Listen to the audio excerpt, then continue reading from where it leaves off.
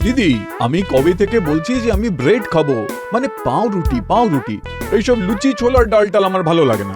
আরে তোর জামাই বাবু দুজনকে শহরে পাঠিয়েছে তো পাউরুটি আনার জন্যে। এখন তুই আমাদের কাছে কদিন থাকবি, এখানে পুজো কাটিয়ে তারপর বাড়ি যাবি, কেমন? আচ্ছা, কিন্তু বটা ঘটার তো শহর থেকে গতকাল রাতের মধ্যে ফিরে আসা উচিত, কিন্তু বেটারা এখনো এলো না কেন? দরজা খুলুন মন্ত্রী মশাই। ওই তো ওরা চলে এসেছে। গিন্নি, যাও দরজাটা খুলে দাও। পুজো শুরু হলো না, জামাই এসে হাজির হয়ে গেল। এখন গান্ডে পিণ্ডে খাবে আর আমার অর্থ ধ্বংস করবে। আরে ও গোপাল দাদা, কি হলো গো? এত গজগজ করছো কেন? আর কি করব বলো ভোলা, আমার মিষ্টি জামাইয়ের রোজ মিষ্টি পাতে না পড়লে সকালের খাবার হজম হয় না। সে তো ভালো কথা। আরে আমাদের তো এমনিতেই ব্যবসা মন্দা, পুজো এলে তবেই একটু বিক্রি হবে। আর তোমরা মিষ্টি না খেলে আমাদের চলবে কি করে বলো তো? হ্যাঁ? বেশ বেশ, তুমি 20টা রসগোল্লা হাঁড়িতে ভরো, আর একটু বেশি করে রস দেবে, বুঝলে? আচ্ছা গোপাল দাদা। এবার বল, এত দেরি হলো কেন? তোদের তো কালকে রাতের মধ্যে ফিরে আসার কথা। আর বলবেন না মন্ত্রী মশাই, আমরা তো শহর থেকে একটা চমক দেখে এলাম। কিসের চমক? একটা ঘর আর 4টে লোক, একই রকম দেখতে, কিন্তু সব কটা লোকের গলা আলাদা। আরে কি উল্টো পাল্টা বলছিস? মাথা ঠিক আছে তো? হ্যাঁ মন্ত্রী মশাই, সবই একজন রূপসজ্জাকারের হাতের জাদু। মোটামুটি একই রকম চেহারার 4টে লোককে ধরেছেন। তাদের মধ্যে একজনের চেহারা হুবহু অনুকরণ করে বাকি 3জনকে বানিয়ে দিয়েছেন। বলিস কি? সত্যি ওই রূপসজ্জাকার শিল্পীর হাতে জাদু আছে। আমরা ওনার সাথে দেখা করেও এলাম, তাই দেরি হয়ে গেল। আচ্ছা, পরে বাকি গল্প শুনবো, কেমন? সে কি, জেঠামশাই মারা গেছেন 4 দিন হয়ে গেল, আর তুমি এখন আমাকে জানাতে এসেছো? মহারাজ, আপনার জেঠিমার তরফ থেকে খবর পাঠায়নি। এখন ওরা খুব বিপদের মধ্যে আছেন। আমি তো কিছুই বুঝতে পারছি না। এবারে রাজবাড়ির পুজো হবে কি করে? আপনি চিন্তা কেন করছেন মহারাজ? আমাদের গোপাল আছে তো, আপনি ওকে দায়িত্ব দেবেন, ও সামলে নেবে ঠিক। তুমি বুঝতে পারছো না রানী, এবার রাজকোষের অবস্থা খুব একটা ভালো নয়, তাই ভেবেছিলাম পুজোটা নম করে করব। এদিকে জেঠিমাও এখন সমস্যার মধ্যে আছেন। আমি যে কি করব। দেখুন মহারাজ, রাজবাড়ির পুজো অর্থের অভাবে আটকাবে না। আপনি বরং আপনার জেঠিমাকে সাহায্য করুন, বাকি সব দায়িত্ব রাজসভাসদদের উপরে দিন মহারাজ। তাই ভালো হবে রানী, তুমি জেঠিমাকে বলো আমি আজ বিকেলের মধ্যেই আসছি। আচ্ছা মহারাজ। কি রে বাবা, সেই কখন থেকে চাতক পাখির মতন রাজসভায় এসে বসে আছি, কিন্তু মহারাজ এখনো এলেন না। হ্যাঁ, আজকে পুজো নিয়ে আলোচনা ছিল, কে কি দায়িত্ব নেবে সব মহারাজ বুঝিয়ে দেবেন।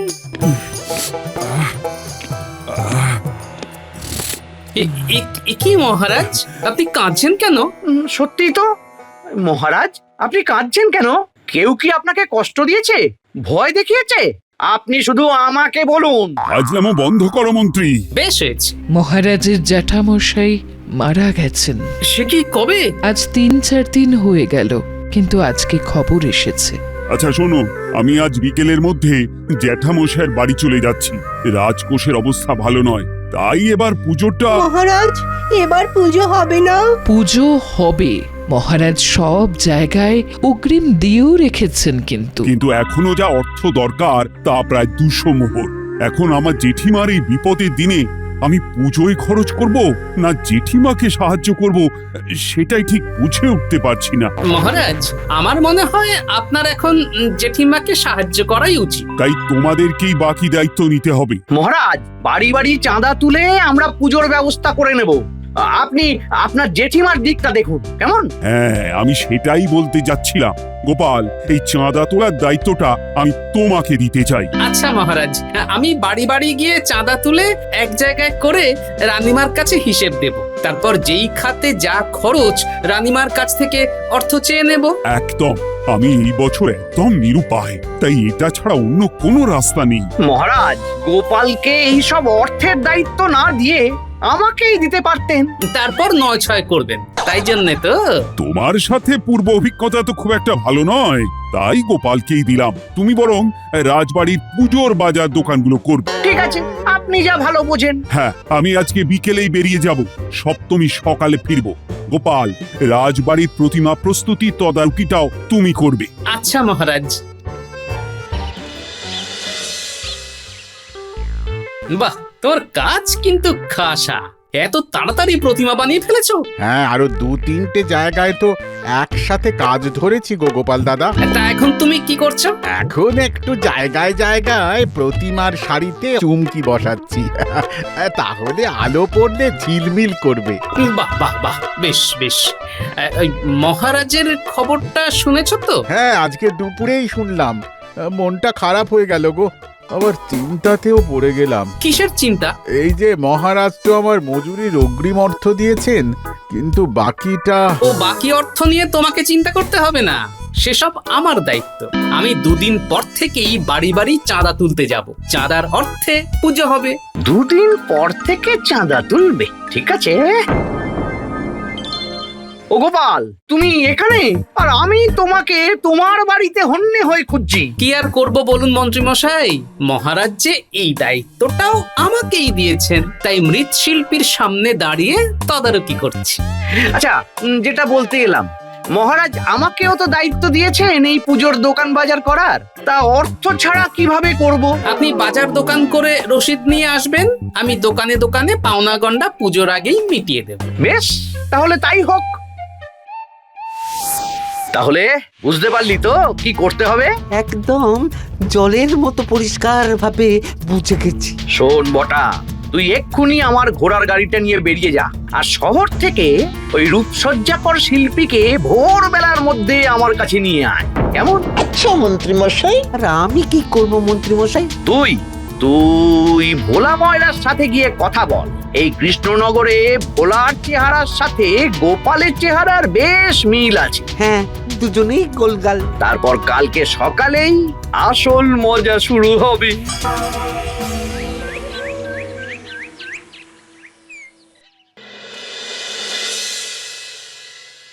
দেখো, এইটা হচ্ছে আমার মায়ের জন্যে। আচ্ছা, আর এই শাড়িটা আমাদের মেয়ে মিনুর জন্যে। এই নে মিনু, কেমন হয়েছে বল দেখি? হ্যাঁ, খুব পছন্দ হয়েছে মা। এই ধুতি আর পাঞ্জাবিটা আমাদের জামাই বাবা জীবনের জন্যে। ও মা গো, পাঞ্জাবিটার রংটা কি মিষ্টি হয়েছে, কি মিষ্টি না হয়েছে। সে তো হবেই। পুজোর ভাতা যে কটা অর্থ পেয়েছিলাম তার সিকি ভাগও তো আর বেঁচে নেই বাবা। সর্বস্ব খুইয়ে এই দামি দামি জামা কাপড়, শাড়ি, ধুতি কেনা হয়েছে। এই তুমি একদম বাজে কথা বলবে না। হ্যাঁ, এই বলে দিলুম, তুমি কালকে সকালবেলা আমার বাপের বাড়ি যাবে, ওদের জামা কাপড়গুলো দিয়ে আসবে, কেমন? হ্যাঁ, এখন আবার রাজবাড়ির পুজোর এত চাপ, এর মধ্যে তুমি আবার চাপ দিচ্ছ গিন্নি। আমি কোনো কথা শুনতে চাই না। তোমার রাজবাড়ির কাজ তুমি 2-1 দিন পরে করলেও হবে। পুজো শুরু হতে এখনো দিন 5 দেরি আছে। হ্যাঁ, সর্বত্র জ্বালা।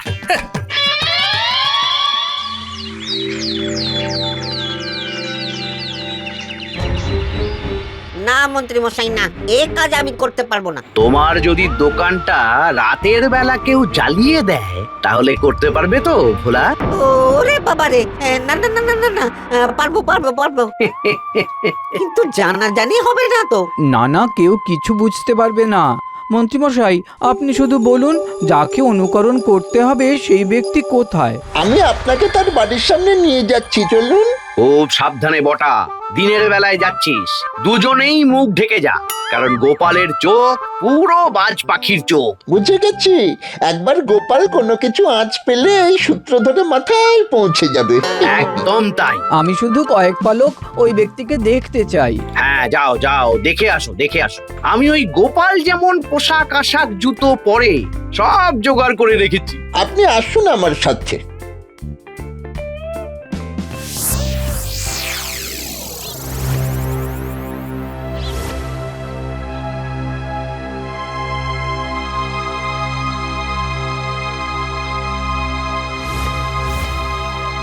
সাপ সাবধানে যেও গো। ঠিক আছে ঠিক আছে, চেষ্টা করছি আজ বিকেলের মধ্যেই ফিরে আসার, বুঝলে? কালকে আবার ওই রাজবাড়ির পুজোর চাঁদা তুলতে বেরোতে হবে তো। কি ভাইয়া, পারবে তো? অলবাত পারবো, আমার শুধু ঘন্টা খানেক সময় লাগবে। কিন্তু আমার দোকানের কি হবে? সে আজকের দিনটা না হয় বটা ঘটাই তোমার দোকান সামলে দেবে। আচ্ছা বেশ। ঠিক আছে, তুমি তাহলে কাজ শুরু করো। আচ্ছা, আমরা তাহলে ভোলা ময়রার দোকানে গিয়ে দোকানদারি করি।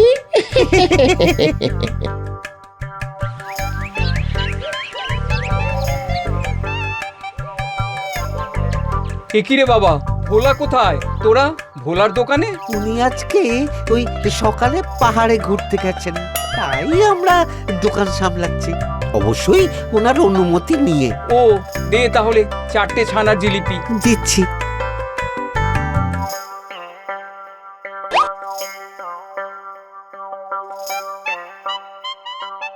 কি আমাকে কেমন লাগছে? আরে পাস, এ তো হুবহু গোপাল, শুধু গলাটা ভোলার। সত্যি আপনার হাতে জাদু আছে দাদা। এরপর আমাকে কি করতে হবে? যেরকম বুঝিয়ে দিলাম, গোপালের রূপধারী ভোলা তোমার সাথে লোকের বাড়ি বাড়ি যাবে। ভোলা কোনো কথা বলবে না, তুমি ভোলার হয়ে চাঁদা চাইবে। সবাই ভোলাকে গোপাল ভেবে চাঁদা দেবে। আর আমার পরিচয় জানতে চাইলে বলবো আমি গোপালের দূর সম্পর্কের মাস্তুতো ভাই। গোপালের ঠান্ডা লেগে গলা খারাপ। একদম, তাহলে এক্ষুনি শুরু করে দাও। হ্যাঁ, গোপাল দাদা আজকে বিকেলের মধ্যেই তো ফিরে আসতে পারে, তাহলে বাড়ি বাড়ি চাঁদা তোলা তার মধ্যেই সেরে ফেলতে হবে। আগে সব সভাসদদের বাড়ি বাড়ি যাও। তুমি শহরের রূপসজ্জা শিল্পী, তোমাকে এখানে কেউ চেনে না, তাই কোনো সমস্যাই হবে না। আচ্ছা, আমি সবার বাড়ি চিনি, আমি নিয়ে যাব।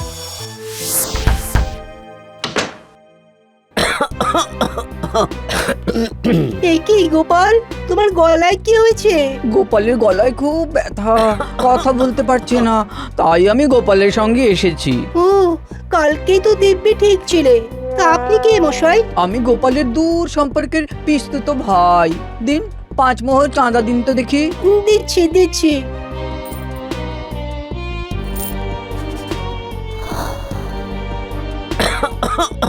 আরে গোপাল, তোমার গলা খারাপ আর তুমি আমাকে বললে না কেন? আপনি তাড়াতাড়ি চাঁদাটা দিন তো। আহা, এত তাড়া কিসের? আমি তো গোপালের সাথে কথা বলছি। ও মা, গোপাল কথা বলতে পারলে তো উত্তর দেবে। আপনি চাঁদাটা দিন, এখনো অনেক বাড়ি বাকি আছে। দিচ্ছি বাবা, দিচ্ছি। ধন্যবাদ। সব সভাসদদের বাড়ি বাড়ি চাঁদা তোলা হয়ে গেছে, এবার শুধু ওই সাধারণ গ্রামবাসীদের বাড়ি চাঁদা তুলে ওই মন্ত্রী মশাইয়ের বাড়ি চলে যাব।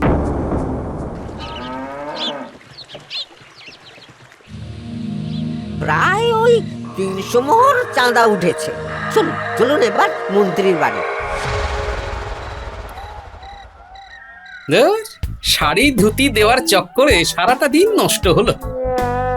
আরে বটা ঘটা, তোরা ভোলার দোকানে? উনি আজকে ওই সকালে পাহাড়ে ঘুরতে গেছেন, তাই আমরা দোকান সামলাচ্ছি, অবশ্যই ওনার অনুমতি নিয়ে। বাবা, হুলো বেড়ালকে মাছ সামলানোর দায়িত্ব। কি বললে? না না, কিছু না কিছু না।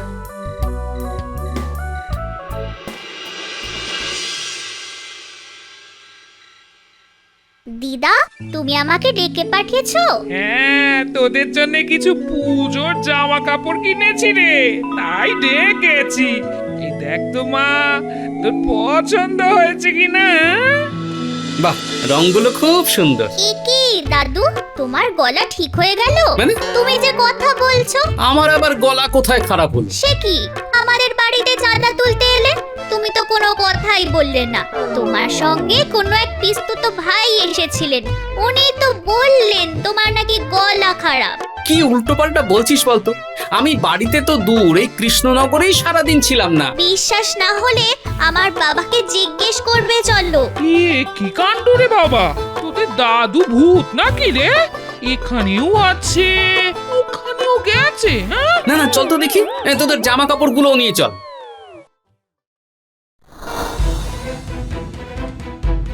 কি বলছো গো? আমি তো ছিলামই না। না না, তুমি মিথ্যে কথা বলছো। তোমাকে আমি সকালে দেখলাম ভোলার দোকানের সামনে মন্ত্রী মশাই আর কোন একটা লোকের সাথে হেঁটে হেঁটে আসছো, আর তুমি বলছো ছিলে না। মন্ত্রী মশাই? ধ্যাৎ, না না না, ব্যাপারটা নিশ্চয়ই কোনো ঘোট আছে। এক্ষুনি খোঁজ নিতে হবে। এই পুটি, বলো দাদু। তুই এক্ষুনি বন্ধুদের নিয়ে মন্ত্রীর বাড়িতে যা। যদি সন্দেহজনক কিছু জানতে পারিস আমাকে জানান। আচ্ছা দাদু। আমি বরং ততক্ষণ সভাসদদের বাড়িতে একটু ঘুরে আসি।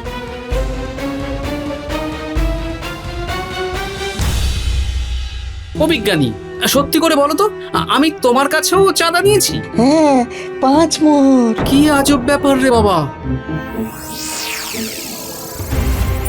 মন্ত্রী মশাই সব হিসেব তো বুঝে নিলেন, এবার তাহলে হাত মুখ ধুয়ে ফেলি, এইসব ছাইপাশ তুলে ফেলি। হ্যাঁ, আর কোনো চিন্তা নেই। সত্যি ভায়া, তোমার হাতের কারুকার্যের কোনো জবাব নেই। আমি তো কাল সকালে ফিরে যাব, আবার দরকার পড়লে ডাকবেন। নিশ্চয়ই। বুঝলে তো দাদু, অনেক বড় চক্রান্ত। ও আচ্ছা, এই ব্যাপার। কালকে ভোরবেলা ওই ব্যাটাকে ধরে নিয়ে আসবো, তারপর পুজোর দিন মজা দেখাবো।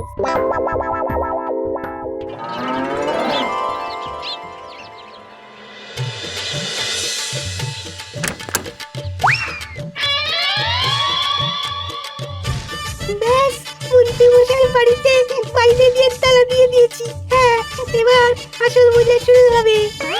বুঝলে গিন্নি, গোপালকে তো শুনলাম কোনো গ্রামবাসী চাঁদা দেয়নি। তাহলে গোপাল এত অর্থ জোগাড় করলো কি করে? ধার দেনা করেছে। ও, তুমি যা বুদ্ধি খাটিয়েছো কি বলবো। এবার চলো রাজবাড়িতে, আজ তো মহাসপ্তমী, মহারাজেরও আজকেই আসার কথা। হ্যাঁ চলো।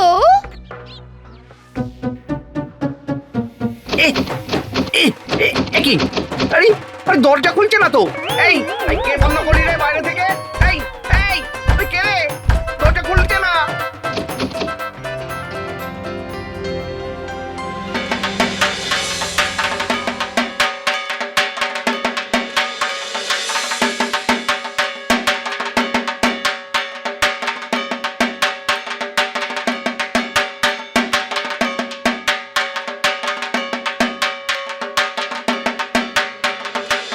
মহারাজ, এখন আপনি ভালো আছেন তো? হ্যাঁ, আমি খুব খুশি যে তুমি নিজের হাতে সব করেছো। এবার আমার একটাই দুঃখ, আমি অঞ্জলি দিতে পারবো না। তাতে কি আছে মহারাজ, পরের বছর দেবেন। আরে কি মন্ত্রী মশাই, কি করছেন আপনি? গায়ে রং দিচ্ছেন কেন? নতুন জামা কাপড়। আমার নতুন শাড়ি। বাইরে হই হট্টগোল কিসের? চলুন তো মহারাজ, দেখি।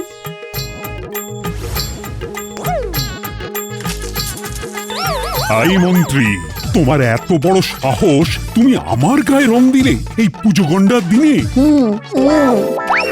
তবে রে, আই কে আছো? মন্ত্রীকে ধরো।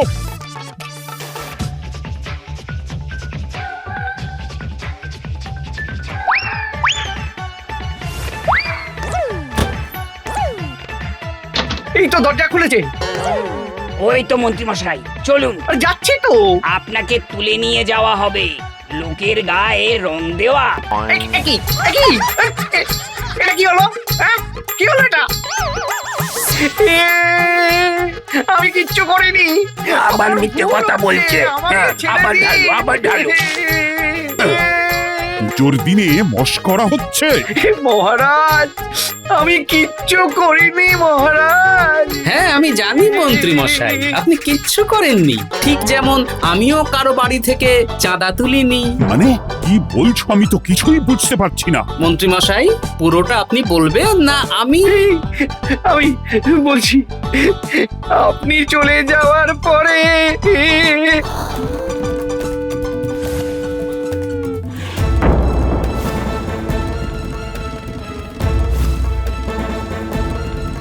তারপর ওই শহরের শিল্পীকে ভোরবেলা তুলে আনি, আর আমার জামাইকে আজকে সকালে মন্ত্রীর মতন সাজাই। কারণ আমার জামাই আর মন্ত্রী মশাই দুজনেই রোগা পাতলা। এই যে আমি মন্ত্রী তুমি অর্থের লোভে এতটা নীচ কাজ করেছো? ভুল হয়ে গেছে মহারাজ, ক্ষমা করে দিন,